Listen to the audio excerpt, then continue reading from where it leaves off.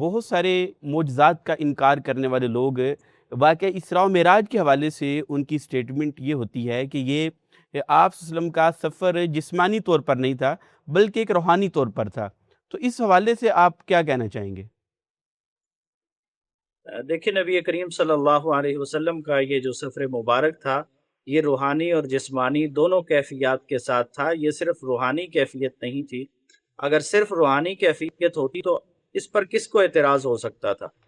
اور آپ دیکھیں کہ اس وقت سب سے بڑے اس وقت کے جو معترضین تھے وہ مشرکین مکہ تھے، کہ وہ اس بات کو ماننے کو تیار نہیں تھے کہ کیسے ہو سکتا ہے کہ ایک انسان رات کے کچھ حصے میں مکہ سے بیت المقدس چلا جائے اور وہاں سے پھر ساتوں آسمانوں اور سدرۃ المنتہا پہ جانے کی بات کرے، تو یہ کیسے ہو سکتا ہے؟ اور بالکل یہ اعتراض تبھی بنتا ہے جب جسمانی طور پر اسے مانا جائے، ورنہ روحانی طور پر تو کوئی بندہ کہیں بیٹھا ہوا بھی چند لمحوں میں پتہ نہیں کہاں کہاں کی سیر کر کے آ سکتا ہے، اور کسی کو اس پہ اعتراض نہیں ہوتا کہ اس نے خواب میں روحانی طور پر اس نے یہ دیکھا ہے۔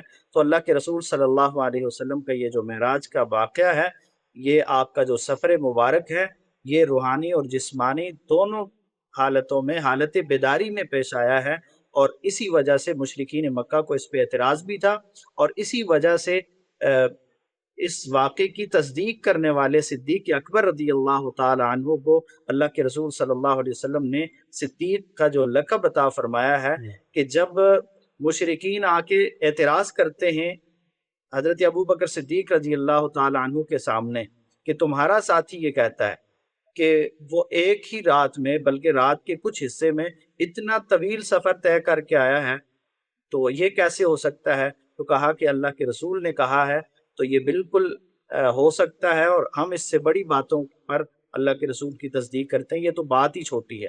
ویسے پہلے جب ان سے کہا کہ اگر کوئی ایسا کہے تو مان لو گے؟ کہا نہیں، ایسا ہو نہیں سکتا۔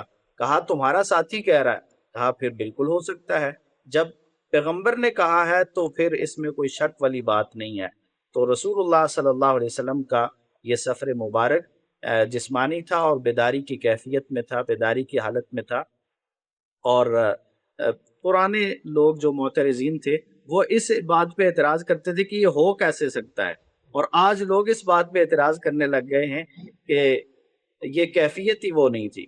تو اصل میں ہے دونوں ہی انکار کرنے کی مختلف صورتیں، ایک میں آپ کیفیت کا انکار کر رہے ہیں، اور ایک میں جو ہے وہ کیفیت کو مانا جا رہا ہے لیکن واقعے کا انکار کیا جا رہا ہے۔ تو یہ صرف اعتراض ہے، باقی اللہ کے رسول صلی اللہ علیہ وسلم کا یہ سفر بیداری کی حالت میں ہے۔